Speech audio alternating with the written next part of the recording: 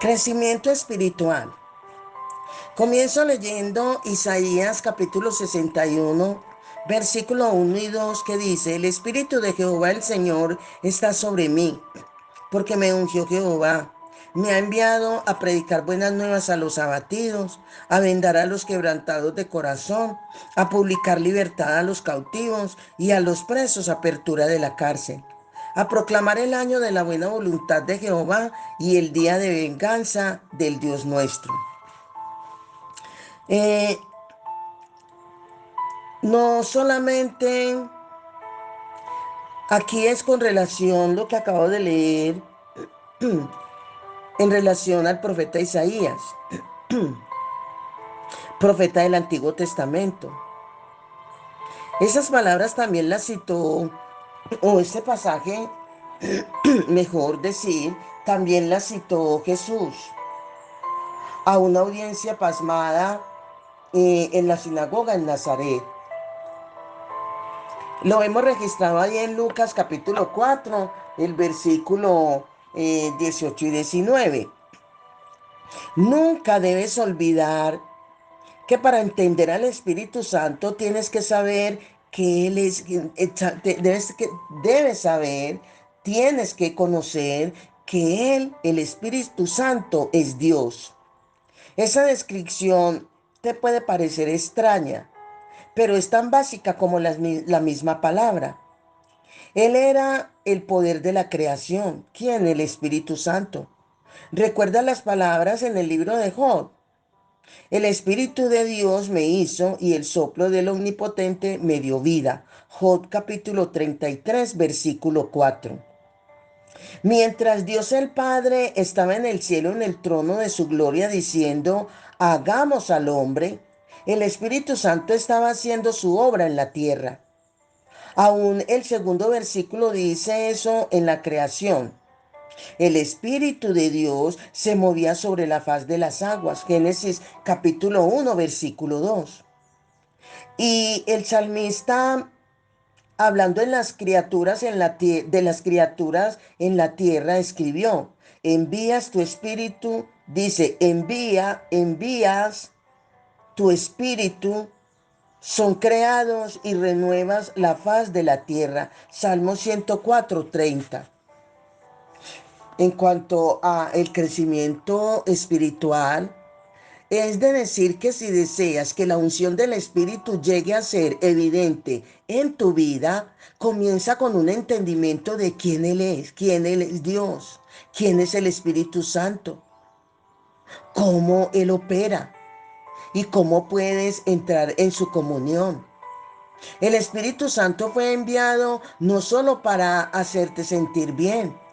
Ciertamente Él hará eso, pero Él es mucho más. Él tiene igualdad en la deidad y merece nuestra adoración como Dios el Padre y como Dios el Hijo. Pero eso es solo el comienzo. Tu crecimiento espiritual no es diferente del que un árbol de roble gigante. No, tiene que ser alimentado y nutrido. Una unción sobre ti es necesario, sí. Eso solo viene con un encuentro personal, profundo, privado con el Espíritu Santo. Repito, la unción solo viene con un encuentro personal, profundo, privado con el Espíritu. Y eso continúa y de antemano crece con una amistad y comunión que solo tú puedes establecer.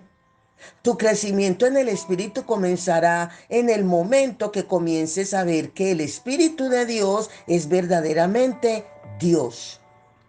El Espíritu Santo, Él es el líder del cuerpo de Cristo.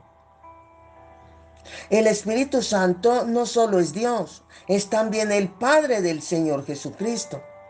El Espíritu Santo, repito, no solo es Dios, es también el Padre del Espíritu, el Padre del Señor Jesucristo. ¿Quién es el Padre? Podrías preguntar. Jesucristo, hombre, fue engendrado del Espíritu. Y tal como los padres terrenales aman a su pequeño bebé, así el Espíritu Santo amaba al Señor. ¿Has visto tú a un padre orgulloso tomar en sus brazos a su hijo recién nacido, apretarlo y amarlo? Yo creo que nosotros olvidamos, yo creo que nosotros olvidamos que el Espíritu Santo tiene emociones también. Él ama lo que ha creado. Es por eso que desea poner sus brazos alrededor tuyo, alrededor mío, alrededor de cada creación y cada hijo de Dios. Puedes ver a Dios el Padre en el cielo diciendo al Espíritu: toma a mi hijo y hazlo carne. Fue el milagro de milagros.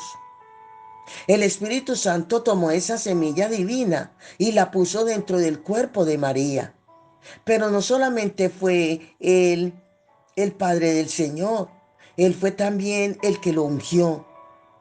Imagínate a Dios el Padre sentado en su trono en el cielo y a Jesús en la tierra sanando los enfermos y haciendo milagros. ¿Y qué del Espíritu Santo? Él es el canal, el contacto entre ambas personalidades. Voy a ilustrarlo así. El padre toma el teléfono como si necesitara uno y dice: Espíritu Santo. Sí, Señor, dice el Espíritu al levantar el teléfono.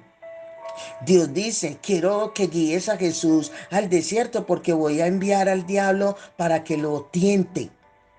El Espíritu dice: sí, Señor, y corre a Cristo. Jesús, ven conmigo, le dice el Espíritu Santo. ¿Ves cómo el Espíritu Santo viene a ser como el contacto entre ambas personalidades frente a este ejemplo que te coloco? O imagínate esto. Jesús pasa por el lado de un hombre que está muy enfermo. De nuevo el Padre levanta el teléfono y dice: Espíritu Santo, detén a Jesús. Dile que se pare ahí mismo donde está. Y el Espíritu dice: bien, Jesús, párate. Levanta el teléfono y dice: Padre, ¿qué debes hacer ahora? ¿Qué debes hacer? ¿Qué debe hacer él? Dile que sane a ese hombre, dice la voz de Dios. Jesús inmediatamente pone sus manos sobre el hombre, el poder del Espíritu fluye a través de él y el hombre milagrosamente se levanta. Aquí está lo vital para que recuerdes y cuando comprendas esto, se quitará el velo de tus ojos consciente se va a quitar el velo de tus ojos concerniente a la función del Espíritu Santo. Durante su estancia, eh, durante su estancia en la tierra, Jesús escogió ser no menos que un hombre en su totalidad. Su conocimiento revelado no operaba sin la voz del Espíritu. Y él no se movía a menos que el Espíritu Santo se moviera con él. ¿Te has preguntado alguna vez por qué cuando Jesús pasaba algunos no se sanaban? ¿O por qué él no oró por ellos? ¿Por qué él no lo alcanzó y los tocó? Es porque el Padre no le ordenó al Espíritu Santo que guiara a Jesús a hacerlo. Cristo dijo: que el mundo conozca que amo al Padre y como el Padre me mandó, así hago. Juan 14:31. Jesús dependía del Espíritu Santo. Tú y yo dependemos del Espíritu Santo. Jesús era el cordón, el Espíritu Santo era el cordón umbilical de Cristo al Padre. El Espíritu Santo es el cordón umbilical de Cristo, de ti y de mí al Padre. ¿Era Cristo capaz de pecar? Es la pregunta. Aún antes que Cristo se enfrentara al Gólgota, Él se ofreció a sí mismo al Padre por medio del Espíritu Santo. Comparando la sangre de Cristo al sacrificio de animales, en Hebreos dice cuánto más la sangre de Cristo, el cual mediante el Espíritu Eterno se ofreció a sí mismo sin mancha a Dios, limpiará vuestras conciencias de obras muertas para que sirváis al Dios vivo. Hebreos 9:14. Si Él no se hubiera ofrecido a sí mismo mediante el Espíritu Santo, hubiera sido aceptado por Dios el Padre, hubiera soportado los sufrimientos de la cruz. Si Él no se hubiera presentado a sí mismo mediante el Espíritu Santo, su sangre hubiera permanecido pura e inmaculada. O más bien preguntamos, hubiera permanecido pura e inmaculada su sangre. Déjame añadir esto. Si el Espíritu Santo no hubiera estado en Jesús, hubiera pecado. Es posible que hubiera podido pecar. Fue el Espíritu Santo el poder que lo guardó puro. Él no solo fue enviado del cielo, sino que fue llamado el Hijo del Hombre. Y como tal, no podía él pecar. El hecho que no lo hiciera no quiere decir que no existiera la posibilidad de pecar. Si tú crees que Jesús no era capaz de pecar, entonces, ¿por qué Satanás perdió su tiempo tentándole? El diablo sabía lo que estaba haciendo. Sin el Espíritu Santo, Jesús jamás hubiera logrado completar su obra. Realmente Jesús se ofreció a sí mismo mediante el Espíritu Santo para permanecer sin pecado. Aún dependió de quién, del Espíritu Santo, para que lo levantara de las garras de la muerte. Recuerda las palabras de Pablo. Cristo fue declarado Hijo de Dios con poder según el Espíritu de santidad por la resurrección de entre los muertos. Romanos 1:4. Fue a través del poder del Espíritu que Cristo fue levantado de los muertos. He aquí lo que dice la Escritura. Y si el Espíritu de aquel que levantó de los muertos a Jesús mora en vosotros, el que levantó de los muertos a Cristo Jesús vivificará también vuestros cuerpos mortales por su Espíritu que mora en vosotros. Romanos 8:11. No solo el Espíritu levantó a Cristo, Él es quien también te levantará a ti, me levantará a mí, y podemos, en este caso, poner nuestra esperanza en Él. ¿En quién? En el Espíritu Santo. Hay un plan maestro de Dios. Aún después que Él cambió el curso de la historia, saliendo de la tumba vacía aquí en Jesús, Jesús salió de esa tumba, pero Dios cambió el rumbo de la historia. Cristo continuó dependiendo del Espíritu. En realidad, Él dijo a los discípulos que no dejarán a Jerusalén hasta que fueran investidos del poder de lo alto. Él dijo que debían esperar la promesa del Padre, la cual les dijo: oísteis de mí.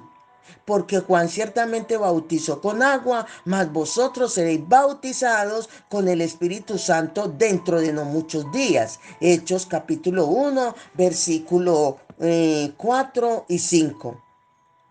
Cristo estaba bajo el control de Dios cuando habló esas palabras. Él estaba repitiendo lo que el Padre dijo del Espíritu Santo. Tan dependiente era Cristo del Espíritu que él se volvió, el Cristo se volvió a él antes de dar direcciones a sus seguidores. La escritura dice que fue recibido arriba después de haber dado mandamientos por el Espíritu Santo a los apóstoles. Hechos 1:2. Hay igualdad absoluta en la Trinidad. Hay miembros, aquí cada miembro tiene un propósito y características únicas. El Espíritu Santo es perfecto. El Espíritu Santo es poderoso y glorioso. El Espíritu merece nuestra adoración. Debemos poner en práctica lo que hemos estado cantando por generaciones. a Dios el Padre Celestial, al Hijo nuestro Redentor, al Eternal Consolador, unidos todos, alaben su nombre, alaben al Espíritu Santo. Amén. ¿Cómo lo reconoces? ¿A quién? Al Espíritu Santo. Es tan simple como esa vocecita que oyes cuando estás a punto de quedarte dormido. La voz que te recuerda, tú no has orado hoy. O puede que Él diga, no has leído la palabra hoy. Ese es el Espíritu hablando, luchando con tu alma. Ya tú lo conoces, pero Él anhela que lo conozcas más. El Señor predijo lo que te pasaría cuando hicieras un lugar para el Espíritu. Él dijo, el que cree en mí, como dice la Escritura, de su interior correrán ríos de agua viva. Juan 7:38. ¿Y qué era esa unción de la que hablaba él? Esto dijo del Espíritu que habrían de recibir los que creyesen en él. Dios tiene un plan maestro, amigos, hermanos y ministros. Dios tiene un plan maestro detallado para tu vida. Su unción y su espíritu están incluidos en el plan.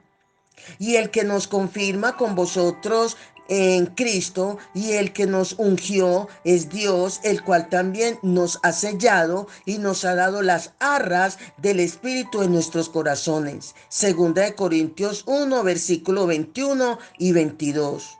¿Has hecho lugar para el Espíritu Santo?